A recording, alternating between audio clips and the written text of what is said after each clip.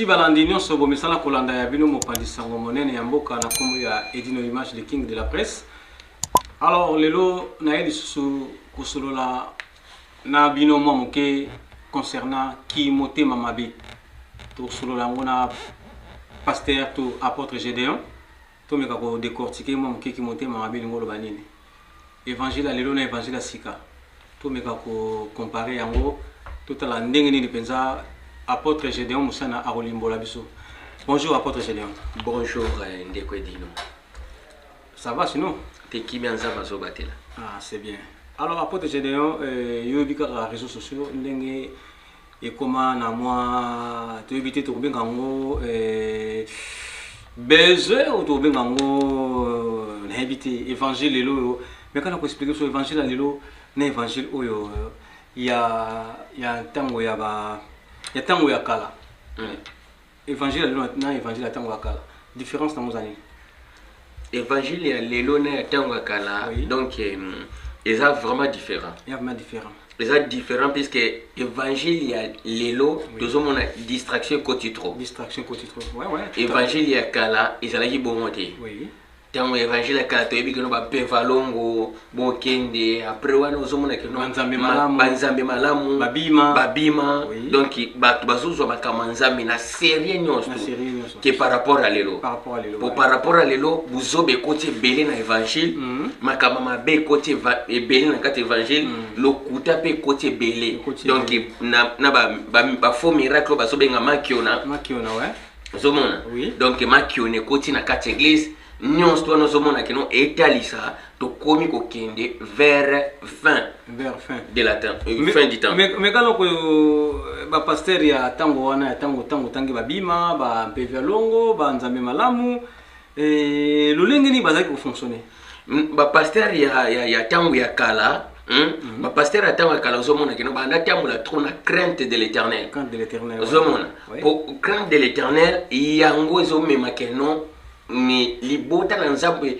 oyo mosala nzambe azokamba etambola malamu mais so siko crainte de l'éternel ezate puisque na ta oyo bato babanga susu nzambe te crainte ya l'éternel ezate crainte ya nzambe ezate ozomona ke no mutu donc mutu akomi bato bakomoluka ba profit ya bavi na bango ke babanga somo vraiment ya nzambe ezate ezaka lokola so koti na politique yepe folia omiyibela kaja par na yo donc ezala lokola ke no mutu ma koti na politique donc azozwa déjà par na ye donc mwana je vois qu'à part nos tolé donc il a sens merci madame namoni bandi bien en tout cas évangile ya lelo na évangile ya lobi yango to salama différence alors évangile ya tango ya kala bazali côté ya mingi répétance to bazali côté ya eza répétance nini évangile ya kala ezaki repentance ezalaki moi trop bazolakisa motu donc crainte ya nzambe ozomona lolenge nini ya kotambola lolenge nini ya kozala lolenge nini ya kozala na famille kobanga nzambe mais évangile ya lelo donc comment évangile la prospérité c'est ça le mot qui convient voilà. Évangile ya prospérité okopambwa ma okokende ba voyage okokende boye mais au contraire bible zo bana biso que non bible zo préciser la biso que non il faut que tu prospères à tous égards comme prospère étant de ton âme na vie déjà tango motaye côté ya yo moto bonzambe fandi na noté ba yimba na mabandi côté ba bike non okende poto okende États-Unis okopambwama mais les peuples tellement ils ont besoin d'attendre ça parce que ça amen or principalement na bible ça bongoté bible boy prospérité mais bible zo préciser que non il faut que tu sois prospère comme prospère état de ton âme. Donc d'abord, motu yoko kiko fulu samate koleka état ya âme na yo na présence ensemble. Donc il faut état ya âme na zala liboso état donc amener prospérer na makambo ya nzambe après donc bozwi na yo landa na sima mais soki ke no bozwi na yo komi koke liboso amena yo na makambo ya nzambe eza kokita wana komi garement. Il faut que tu sois prospère comme prospère étant de ton âme. Donc les lots doivent vivre dans la confusion totale. La confusion totale. Donc l'évangile est commis à prospérité. Évangile est le commis à prospérité. Obota gate yaka obota donc venez recevoir votre miracle. Donc publicité za trop na makamanzam. Est-ce que natanga kala publicité za kiningwa? Natanga kala makamane za kite. Ozomona mais o tozo vivre oba campagne d'évangélisation. Ba campagne d'évangélisation. Et ben na ko sala na ndengo tozomona ote.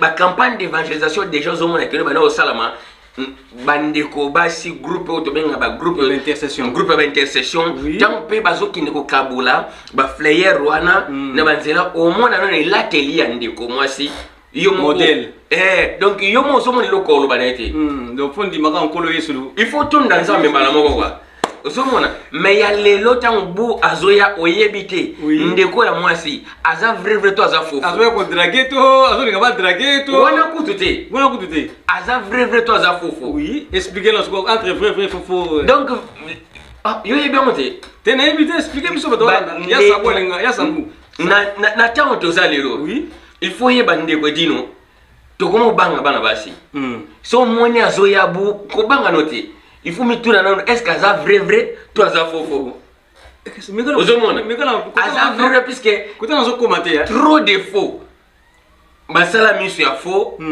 ba zongle ya faux au moins après atesi derrière la cima ya faux asa bota bu alingi bébé buchu parce que bébé buchu si non mais c'est comme ba chirurgie gesté oui mais là va commencer la paix à babikini na moi libu mwekoya kibupo aboti wana nzamba sala mokili mais sœur il faut to banga nzambe bible zo préciser le biso que non il faut to vivre il faut te vivre na sacralisation il faut te vivre donc il faut te vivre na donc un esprit moko est sacré esprit moko esprit à sacré zanini esprit sainteté mais esprit sacré au moins na siko esprit saint siko yozo mona que non et ça différent l'esprit saint yango zo tinda bandeko bazola ta babutu ya solo wana o mais yango wana non mais yango sito pourquoi parce que ba yebi sens exacté ya sacré pour sacré ingi koloba que non son na binde ko dino il faut la sacré soyons sacrés ndenge nzamba zo préciser que non soyons sacrés et ça que non soyons pires ouais ozomona pire nzamba sala mwasi mabele na ye après avoir kobote kokwea c'est nzamba sala ezanga mukua voilà sala wana mukua te voilà mais maintenant nzamba sala mwasi ndenge nzamba pesio forme wana ayebi pourquoi pesela que forme wana mais lelo abomination totale bande ko bakoma corriger nzambe et na mona tu poitrine nangeza bien te il faut na kende ko salisa na mona derrière nangeza bien te il faut na kende ko salisa bien aimé sikoto tuna ozo corriger mokili to ozo corriger nzambe ozomona donc quelque chose zo sala moi même pasteur ba mona ngo ba beta CTT pourquoi pas beta CTT ba beta CTT puisque ba que non soto nyati place oyo bakimi donc but principal les ali photo garder bango to ba garder bango donc évangile la prospérité ndengwana évangile la prospérité donc tous ana besoin ba amwana so ba kei ba mbonze ekotati mais siko ba biso tote ya kawa tote ya pona bi que non atatu so na zwika li papamba na toni nzambe oui ezala pe batamu supe na ekote yawa ozongi pe boye nano zeloko olia te na toni na ngaka nzambe pona nga oza ko espérer kaka nazo espérer kaka na binzamba salaka donc siko na kata lingomba soki évangile wana koti ya ko espérer ya ko zela bandimi bakima non bandimi bakima te pourquoi parce que soki oyebi ko enseigner parole bien mutu moya kimezati osomona mutu moya kimezati pourquoi parce que déjà nanu ezana no bandimité pasteur nanu kaka simbi alléluia bien aimé alléluia amen tanga amona que non yango somona kimotema mabe intel azotambola dans la jeep ngana yeto te ya quand même parole donc il est pas comme pressé monter mais comme ngape fona zwakati ngape fona zwakati or pona bango na bandimi ba yebi que non pasteur ota mona jeep yende vrai pasteur pasteur o saleza koto na yende vrai pasteur ozomona on kukuta or pasteur ya solo ba yebaki na parole. Na parole. Pasteur a bon peut-être. C'est ça qu'on dit que le peuple, mon peuple périt par manque de connaissances. Voilà, Osée 4 ceci, il y a moins à peine de préciser. Ouais. Donc les bota na nzambe za kobunga, pourquoi? Pour connaissance ezate. Connaissance ezani, connaissance ya kana parole. C'est na parole, c'est tout à fait. Ozomona? Oui. Donc bande kona biso basi fo babanga kanda nzambe. Yango zomona que non même apôtre Paul azo précédé biso na livre Éphésiens. Tangala na makomia. Éphésiens apôtre Paul azo précédé biso na Éphésiens le bikino racheter les temps car les jours sont mauvais. To somba mikolo nzambe mukolo na nzambe za mabe. Mukolo nzambe za. Zomona? Puisque mikolo tozo vivre tozo poussa na vers temps ya fin. Distraction comme belé. Oui. Batu balingi plaisir koleka makama nzambe. Oui. Ozomona? Batu bazo sepe donc batu balingi mokili koleka nzambe. Donc makambo za vraiment belé. Makambo za belé. Merci Naya Willy Kunda en tout cas balandi bolanda biso en tout cas lelo to ko solo la évangile ya lelo na sika na apôtre Gédéon Moussiana parce que tozomona un peu bizarre na kati. Alors apôtre Gédéon to continuer ma solo na biso car tout ça na prospérité. Lelo mondimi alinko yoka on bengi prospérité pour so bebsiye ke liba les ali ba bebsiye ke mbongo ezali na ba professeur kuta nde bango esika bayaka mingi pona yo bandeko ni so ba professeur ba biloko wana ke ndeko na nzelo okuta na mutu mo ba opesa mbongo après lobi mbongo ngo ba pesi yote déception wana après lingombe komo ba ngombe komo opanzana ba pasteur to ba prophète alolengi wana yo ko loba nini place wana non moni ezaka ba pasteur te. Oui. Bandimi déjà il faut yeba ndeko dino bandimi tamba zoye pa nzambe. Bayaka nzambe na bayaka pa nzambe na profit.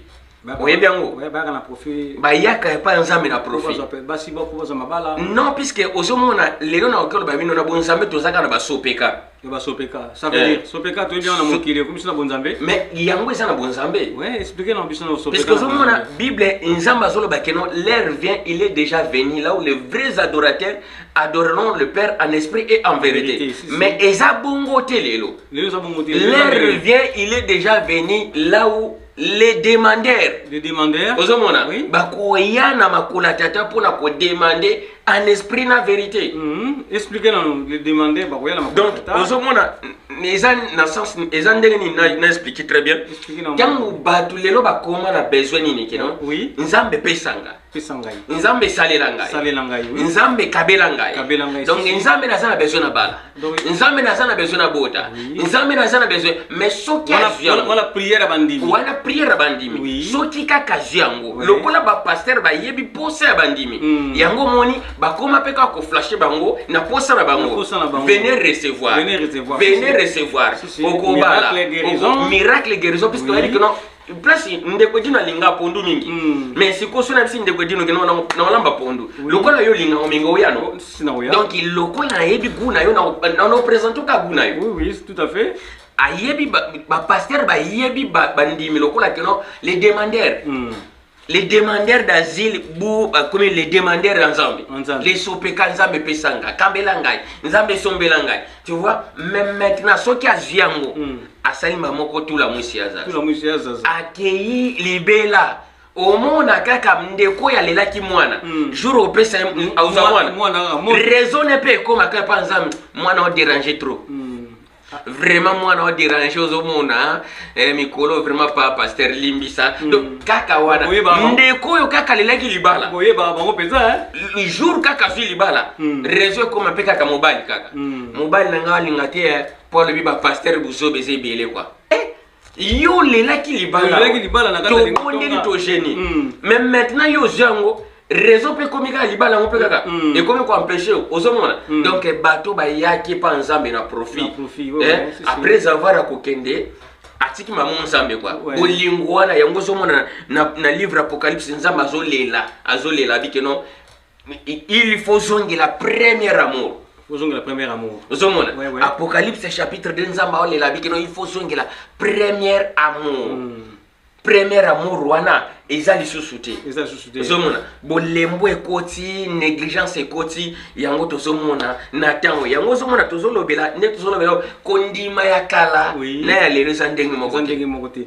Alors par rapport aussi à lelo évangile à lelo ndenge tozomona na ba réseaux sociaux ba pasteur na biso to ba prophète na biso ba komi ko se comporter et ça aussi façon ya bandimi aussi bazonga mom kesi ma po bazomona ba pasteur to ba prophète ko bazako te ya bango lilo ba na tango wana bazako considérer ngo ya solo mais lelo to ko mona lokola ke ezalaki nango ba aventure po ba komi komi misana poisa. Alors pour la bandimi siko basala nini na ba tololenge wana ezali boye ozomona ndeko edina bible zo précéder biso boye na livre ya 2 Timothée 2 Timothée chapitre 3 verset 1 à 4 natanga papa.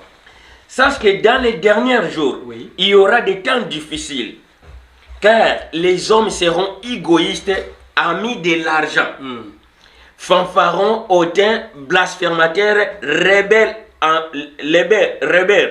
à leurs parents, ingrats, irréligieux, insensibles, déloyaux, calomniateurs, emportés, enflammés, orgueil, aimant le plaisir plus que Dieu. Aimant le plaisir, surtout dans Souka. Dans Souka, des places aux allées.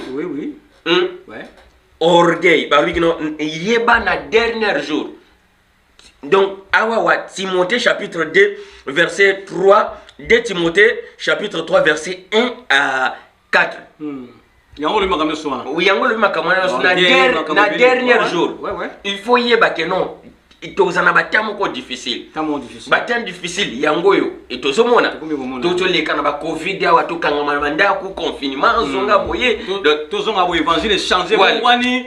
Ba pasteur ba bimia motindo na motindo. Tozongi boye ba pasteur ba bimia na puisque ba ami de l'argent. Très bien. Ami de l'argent, bato baza ami de l'argent yango ba yela biso prospérité. Boyeli biso machine à carte bleue na ba église. Ambo mais pendant Covid, ah non, pendant Covid, ils ont passé nous débordé. Donc, tout one est alors na 2 Timothée chapitre 3. Alors, si le père et mère qui n'ont pas église parce qu'il va passer par déborder mon. Mais au moins, père a quoi sa mère que non, puisque au moins que non. Les salis est individuel. Ouais, voilà langage quand on et ça langage à Bible. Ils ont langage à Bible. Sali makamba libala esuki laba. Ozomona na bokonza likolo libala ezate mutu na mutaza yemoko. Donc au vivre vie na yoyo moko. Mwana ozalate kuna tozate o mwana ngayo na no kwa zate. Biso nyos tu papa ka moko nzambe. Mais maintenant na makambo nzambe zani.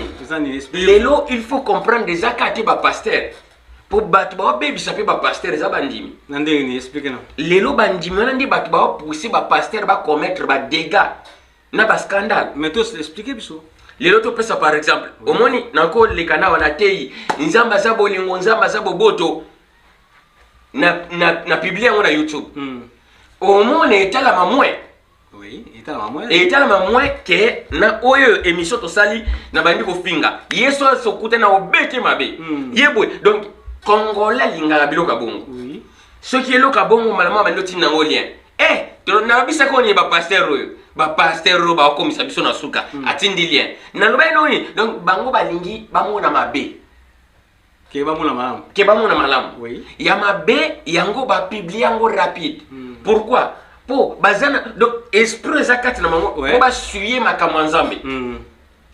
Mais ils ont rappelé occasion aussi à Okanga Basal Nzambe. Mais ça dans les fonds. Mais exact occasion à Okanga Basal Nzambe. Les lots prévenez que non Basal Nzambe va causer des dégâts qui est à la vie va mettre sur internet. Et puis les plusieurs. Ozomona. Pourquoi? Na mupanzwana bangwe kaka ya ozonga lobi ki songi. Mais Basal Nzambe on a Basal Nzambe oyo to bagi bien répété. Mais ba bien. Oui. Omoni mutu musu na debi. Bazaki ko pakolapso yaki ba mascara. Omoni mutu musu na debi. Omoni tanto yaka na bonzambe. Balobi ba il y a des élits et puis il y a les appelés et puis il y a les ramassis. Il y a des... Bon, expliquez les trois.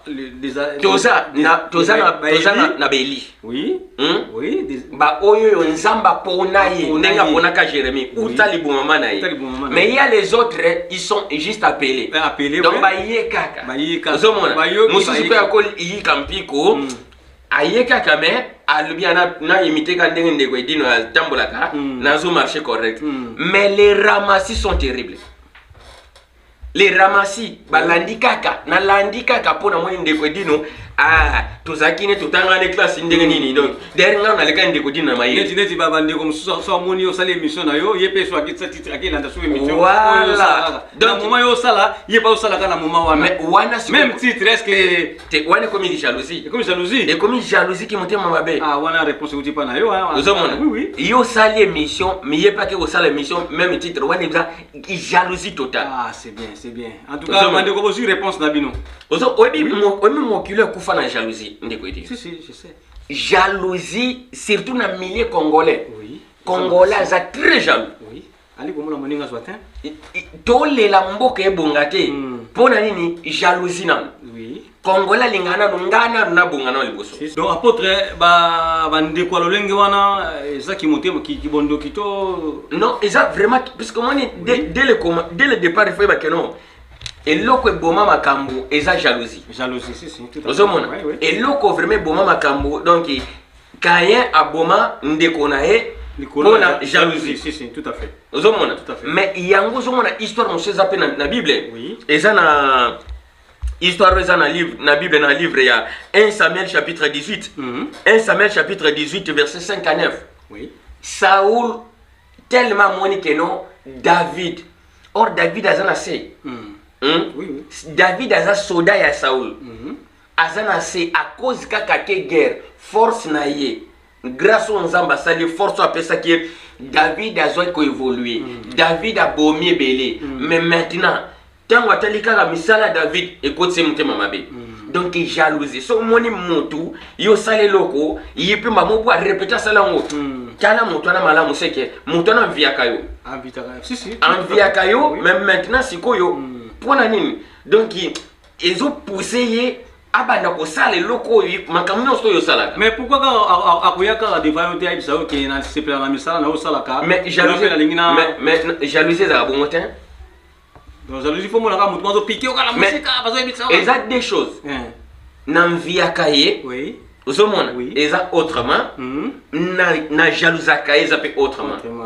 Jalousie ça dans la ligne donc jalousie mon ndeko dim na salle lobe alungana donc et pesi mamoko kanda na motema eni mwana mais siko iya lingi ko balobela yote balobela ye mais siko pe mokili zo lobela ka yo mais mokili siko zo lobela yo mais siko yo ko malokola modèle moko na yi misu na eza fixé siko le epana yo ozomona. Or tango événement bon ezo salama il faut comprendre nobi ngana omona ete ponga na hôtel liboso ya zomona nga puisque ye aza sima na nga yo ba muto aza sima na okeba oui muto aza sima na yo il faut être très prudent na ye.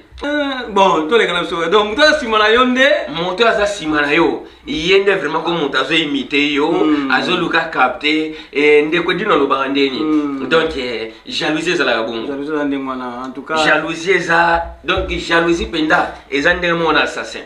Oui, en tout cas jalousie jaloux keba bino bato bolinga so moni ndeka sala émission na ye yo pe ka sima na ye oui ko sala émission ka même titre na même est-ce que ça la répéter ça la répéter yo muto misala ko tambo na kombo ba tuka ka edino image wana kutu ye kutu mais obiga ngabe na yo ke bele pona nga ambo na yo ke bele mona kina tambo basi sala nga ba campagne mo boy kutu okutu nga na ili na ngai te oka penda balobela ki obwe mais il faut pas s'en dire merci na pesa nzambe merci parce que pour na costaud oui il faut pas s'en dire merci au moins so balobela yo c'est bien balobela yo oui so balobela yo c'est que yo ozomata au moins ça lokola exemple nini montant matin l'escalier biso bato eza na se toomona ye oui mais ye sikoyo lokola miso na eza fixe na bamarche moya tala biso eza te po abanga akokwea ozomona mais biso tokotala bia etanda azomata alonga kuna azomona pourquoi po aza likolo donc bango tika il faut balobela ntango balobela yo yango il faut comprendre te balobela nga parce que naza komata élévation il faut balobela yo so balobela yo te ekoma be ozomona baolobela yo Bible peut préciser baloba mabe pona yo mais bakutonde nango te voilà tout à fait donc ils bon merci na balandino so bozola na biso en tout cas to comme chité na biso na masolo na biso prophète bi que apôtre to so la bien bon est-ce que masolo penza yango nde ba fallait balandaka bazala édifier quand même mais sikoyo babiloka boye ezaka keno bande kotan ba découvrir rango ba olandana bango ba partager bo s'abonner donc et que ça la bango bien au lieu ya ko bo s'abonner na parole sacrée il y a apôtre Gédéon Moussiana bo s'abonner aussi na Panza Sango ya Congo yanga moko le king de la presse na mi pesa kombo le king de la presse po ete misala na ngezo mona na miso bato na ebité bato so bazaka pembe na ngai ba apprécier musala na ngai na mikumisité mais bola monde le kebele bola mo yango moko lobaka bandi ko ba témoigner bientôt 10 ans de carrière et réseaux sociaux na chat de ba témoignage na bandi ko so basala nanga o to beta na bango ba tampé belé pour apporter des solo mo robi ke bato ni sto banda na ba musala ezana ba groupe mususu so ayika pa na yo e mo ko telega rebele mo na sakimi akimi ba ki mangani non mais pas langa ba oni so ba pa nanga ba vanda nanga longtemps ba 5 ans ba donc ti le na omoni ndeko dino donc ngamo na koloba na lobite poza oui na zo na na epsa même ndeko mo boy ser Kelly azukolanda ngai na betele kuti sungabi ndeko wana azate ndeko lo ba chrétien l'église ayebi bible kana ndenge na ye ayebi bonzambe kana ndenge na ye mais aza différent na bato bazaka na kati église ndeko wana donc ser Kelly azolanda bisabi vraiment nzambe fa pa mola ndeko wana ngabi puisque tala bwena benga ka kutu passer moko po aider ngai na nguti na faillite ngala bite na zana besoin na sala nzambe na yebi bible na yebi kutiana ko fanda boete mais albite biso makamwane za tike luka bon nzambe no apeso ka mateya apesio moyete akote yango mais il y a un pasteur évangéliste kuto ne c'est bon d'accord yo na mono comprendre nga bente passer nga téléphone na solola na prophète abi nga kuta yo ke mwanda mu yekuta o nga kuta yo ko tete nga abi kende na mamate ya no kuna mais rarement na benga yo loba na nga ka logo moko na ba motilelo na impression bosana yaka studio zali biso non studio luka ga moya ko s'en sortir. Donc au contraire langage wana fona yo kangona bato yo to benga ka bato moko bazota mona sainteté si mais siko ifa bango ozomona ke hypocrisie na makasi tango azana profit na yote donc amone loko moko to ko emporter si ozomona donc voilà mais bato bongo un jour nzamba confondre bango alors bana ngabi nzambe no apesio ka message apesio moyete. Il faut pouvoir. Apesio moyete wa matériel, apesio moyete que no message les gars. Na donc c'est langage monga bi nzambo yanga asa jamais limité. Tout est possible pas nzambo wana. Lelo prévané message zo lekana. Oui si. Na zo mona que no bango kutu bazana expérience na tika bango ba continuer. Mais lelo otei babi là où 2 ou 3 sont réunis à mon nom, je suis au milieu de 2 ou 3 personnes bazolanda message dans un maison tambola. Si tout à fait. Merci na balandir sur bourg la nabiso encore tout cas na dernière question autour tout na yo apôtre Gédéon Moussiana et les loyo ba centre dédié au toyibaki les lo ba komi ba pasteur. Balandine ni profit on peut sur ces prospérité ou balandine c'est la balandine la prospérité te omoni yango moni na précisa ki wa nabi eloko ezo salama baramasi toza na 3 parties na bonzambe toza na ba pele toza na ba eli na baramasi toza na baramasi donc premièrement toza na les premières positions toza na beli les élis sont déjà choisis avant kuto azala na libuma mama na yi mais les appelés on sous ce moment là que non entourage naie donc nzamba tali kaka entourage nae abengi les appelés donc les Élie baza lokola ndengo monaka Jérémie mais les appelés baza neti Paul oui ozomona nzamba profiter quand opportunité on a bengi mais des ramassis sont comme bateau zolo bawana donc ba chantre oyo ba to be bon ba ce sont des ramassis les ramassis baza lokola kenon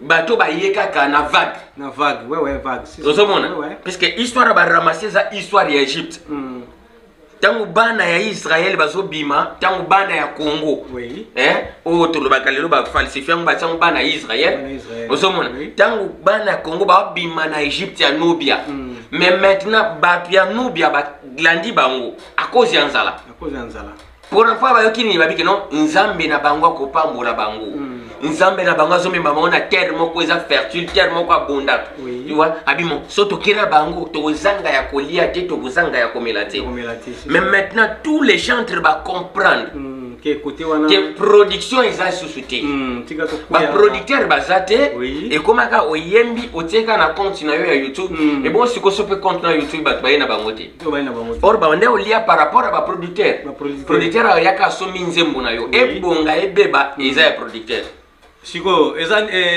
mais pourquoi les producteurs va mais les producteurs va comprendre que le marché baby donc maintenant mutakomi asali olakisi tana na yo otenze mbona na marché et yo kana osomona mais maintenant le coup les simbate mutunya sta moni que non côté église et pesa ka kitoko bandi otaka mabonza na otanga ka 4 versets na 5 versets na kanga minga no panzi wana. Allez, bien aimé le Seigneur, venez. Oui. Venez recevoir. Oui. Nous avons ça la minene. Donc encore peu côté on a so zanoga mutambange bele et les kinango. Alors basal nzambe ba pesa là où basal pour nous on dit vous avez la manière moko ya kotela ndeto so no boisa ndenge mususu mais tant koma ka devant trône de Dieu koma ka pe na langage mususu est-ce que mais on va expliquer sur no côté wana ezali boye na ko ya lo ba anglais ta ko lo ba anglais te ba escrope bazali intimidation te ba escrope bazali oui oui omoni alobaka langue te faut kaka soka langue zalagati faut betika shinda te parler langue zalagati tous les pasteurs nazali boso écran tous les pasteurs nyonso balobaka ba parler langue zalukuta ya solo wanu zo bana shinda baba mama kora sanda kote prekisi yete kukutu nwas lokuta mais tango bino kuta bike bande ko ba se pelano te mais na lobby yango deva bango ba yana ba pasteur ba provenga eza lokuta Bible précisé pour na parler langue. Babi tango bayambi molimo bazoloba na monoko iyamboka langue natale. Parla langue zandeni. Ndeko dino yoza ethnique ni. Ngana za Mkongo. Oza Mkongo. Ngana za muteke muswahili. Mais maintenant, le quoi tozana yoboy. Tela parla langue, sans sa parla langue bon ba comprendre ngote. Oui, vas-y. Le quoi tozana yoboy, mais maintenant ce qui n'a yambi esprit. Donc nzamba limi hotel iso que non aza illimité. Voilà ce que esprit nous voyons. Saint-Esprit. Saint-Esprit za molimo wakufa. Saint-Esprit za. Bonjour molimo nini wewe molimo sacré. Esprit sacré? Oui. Esprit sacré. Apôtre pe biso to bike to yamba molimo mo santo. Te molimo mo santo ezama be. Neto so ya wuli kunda est-ce que o ngazo ba neto so na kosa na église tout to yamba ka molimo mo santo. Te omonia eloko molimo mo santo. Esprit saint montaya na ngoza mondeleti. Saint-Esprit, consolateur, Saint-Esprit, quel égarement. Comme une nouvelle vague qui nous... Saint-Esprit. Yomoko misilanga verset awat. Osée 4:6. Mon peuple périt faute de connaissance. Donc yangwana donc peuple ça ko bunga par Saint-Esprit. Omoni. Puisque là là très bien. Ndeko dino yozobe la Saint-Esprit. Tala très bien. Yozobe la Saint-Esprit. Saint-Esprit. Donc le big alors donc ça wana po suite nango faut continuer donc ça expliquer dans ouais. Yozo le bel la Saint-Esprit. Mais maintenant, ndeko ya kufikuna. Balobi yepa komi Saint-Georges. Yo a obele ngana bel la Saint-Esprit. Mowe ikuna babenge babike non Saint-Félix. Ndeko na kufi babia zu titre pe ya Saint, yepa komi Saint. Yo a toujours bel la Saint. Or nzambe na makomina lobike non je suis vivant.